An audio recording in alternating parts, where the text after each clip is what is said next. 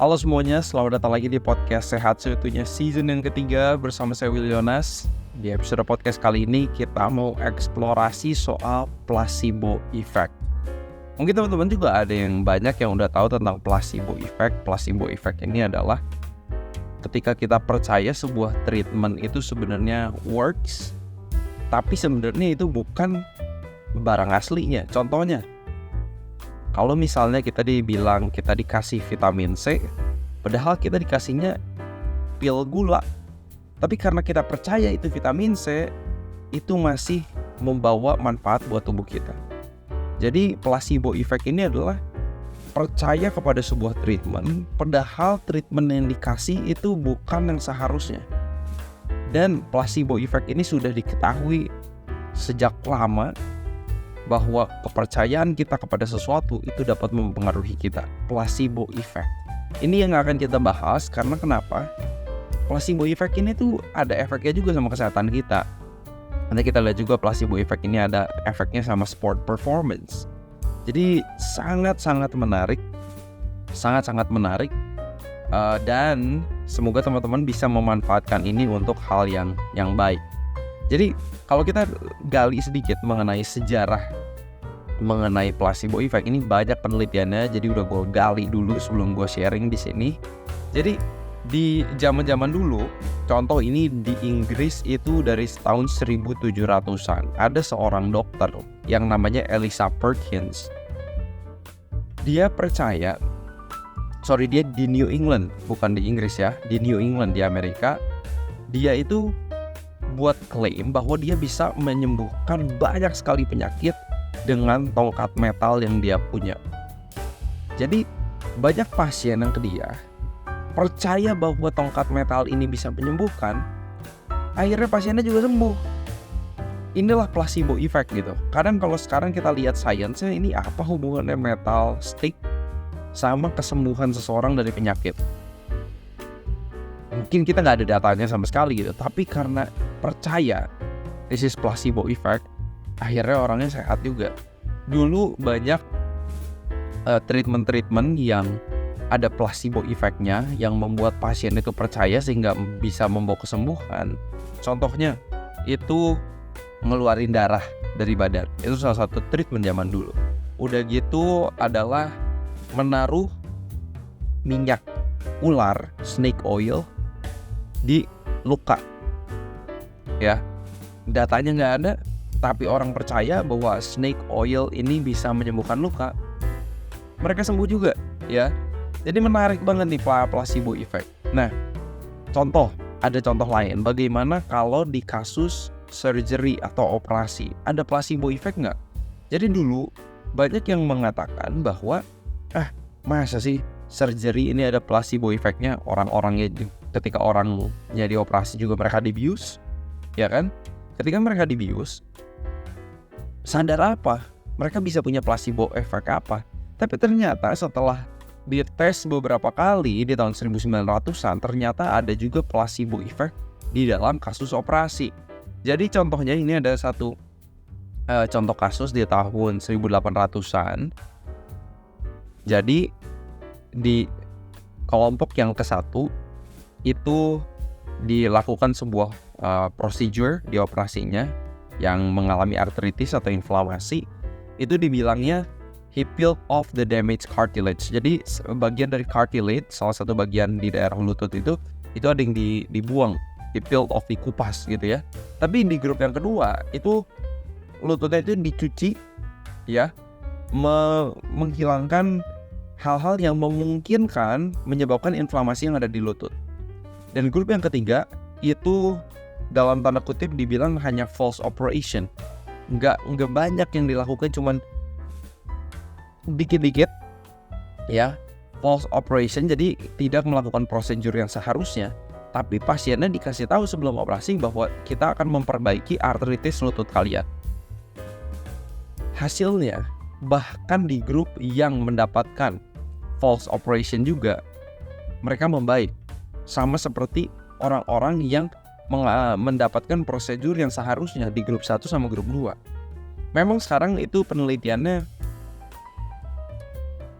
dipertanyakan tingkat ethical-nya, karena ini kan dalam tanda kutip jadi kayak membohongi orang.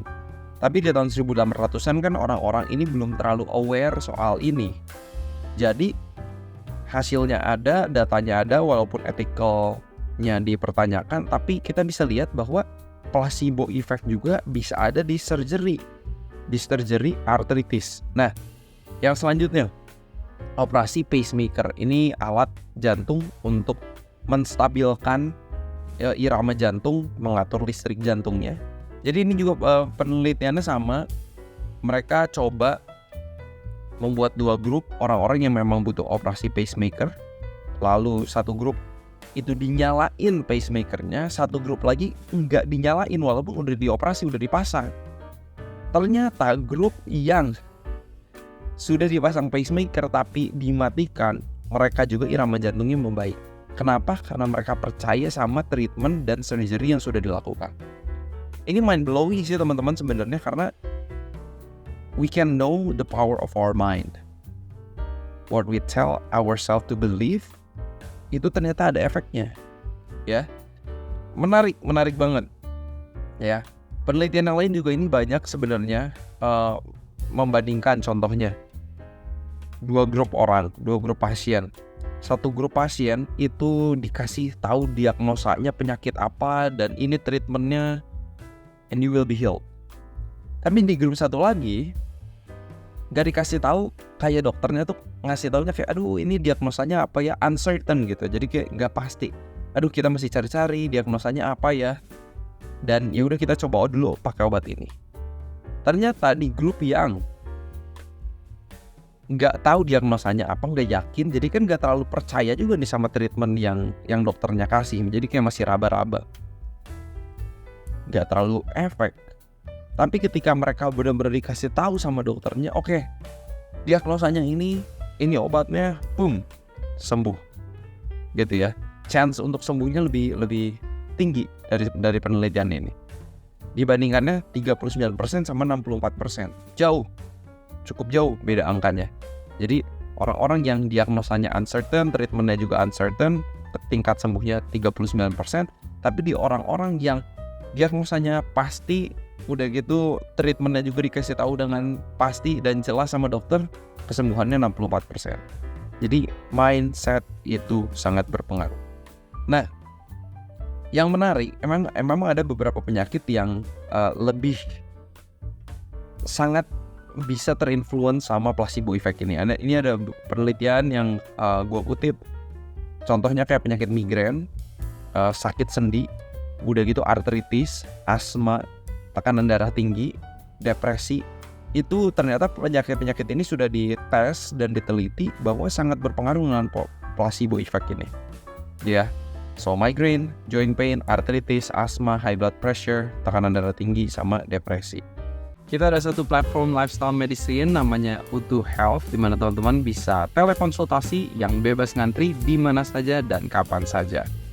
Buat yang struggle dengan hipertensi, diabetes, kelebihan berat badan, kolesterol, trigliserida yang tinggi, kita ada wellness, plan-based, dan fitness guide consultation, di mana teman-teman akan dibimbing tahap demi tahap untuk mendapatkan kesehatan teman-teman kembali.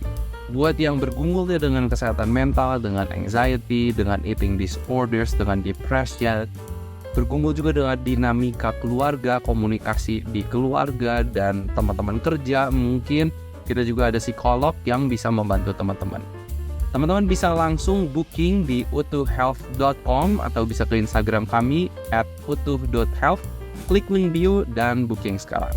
Anyway, let's get back to the podcast. Ini ada satu yang aku baca dari tulisan seorang dokter yang nulis di Harvard, websitenya Harvard. Jadi dibilang sama mereka, placebo effect ini lebih dari positive thinking. Karena positive thinking kan cuma berpikir positif ya akan sesuatu. Tapi ini tuh benar-benar percaya gitu. Percaya bahwa treatment atau prosedur tertentu itu bakal works. Itu placebo. Jadi bedain placebo sama positive thinking ya, teman-teman. Nah, teman-teman, ini ternyata placebo effect ini juga ada efeknya sama sport performance. Penelitiannya juga ternyata cukup banyak, ya. ternyata placebo effect bisa meningkatkan sport performance. Jadi contohnya, ini ada satu penelitian judulnya The Placebo Effect in Sport, How Practitioners Can Inject Words to Improve Performance. Jadi yang di-highlight dari penelitian ini adalah kata-kata coach, kata-kata terapis, apakah itu fisioterapis, apakah sport massage, itu bisa inject words that can improve performance. Kata-kata kita ini yang memberikan placebo effect, walaupun kita juga bukannya mau berbohong, tapi kita harus based on data, tapi mengajak atlet-atlet atau orang-orang yang sport enthusiast to believe a treatment untuk bisa memperbaiki sport performance mereka, itu ternyata efektif juga. Jadi contoh salah satu contohnya, atlet dibagi jadi 2 grup. Atlet yang pertama dibilang, nih kalau kamu minum kopi, kamu bisa lari lebih cepat. Atletnya percaya, benar larinya lebih cepat. Tapi buat atlet yang dikasih tahu, nih ada placebo, misalnya mereka dikasih minuman air gula, ya. Tapi kan mereka juga nggak bisa benar-benar ngelihat. Kalau mereka tahu itu air gula, ya mereka mungkin nggak percaya juga. Tapi pokoknya dibungkus sedemikian rupa, dikasih ini, minum ini placebo effect drink atau meal atau pill, bahwa kamu bisa lari lebih cepat pakai ini. Bisa juga. Jadi teman-teman, sekali lagi, ini placebo itu kepercayaan kita kepada sebuah treatment. Ketika orang dikasih tahu, nih makan placebo effect ini, placebo pill ini, kamu bisa lari lebih cepat, orangnya bisa lari lebih cepat juga. Selanjutnya, ya, treatment untuk recovery atlet atau recovery mereka, ya, untuk otot-otot mereka. Contohnya cold shower, cold water immersion, ice bucket challenge yang kayak waktu itu ya. Berendam setiap habis latihan, kita berendam di ice bucket. Nah, kalau atletnya itu benar-benar percaya sama treatment itu bisa membawa performance mereka lebih baik, recovery mereka lebih cepat. Jadi kita kadang bisa memanfaatkan juga placebo effect ini untuk orang-orang yang mengalami injury misalnya. Ini sekarang sport enthusiast, running enthusiast, banyak juga kan yang mengalami cedera nih, apakah cedera lutut, ankle, dan lain-lain. Kalau kita ke fisioterapi dan kita benar-benar dikasih terapi dan we believe in the treatment, itu sebenarnya bisa menolong kita juga. Jadi ini placebo effect, ya. Jadi yang dari penelitian ini menyimpulkan bahwa yang kita butuhkan untuk atlet adalah inject words. Jadi kita masukin kata-kata, meyakinkan atlet-atlet ini emang untuk jadi percaya.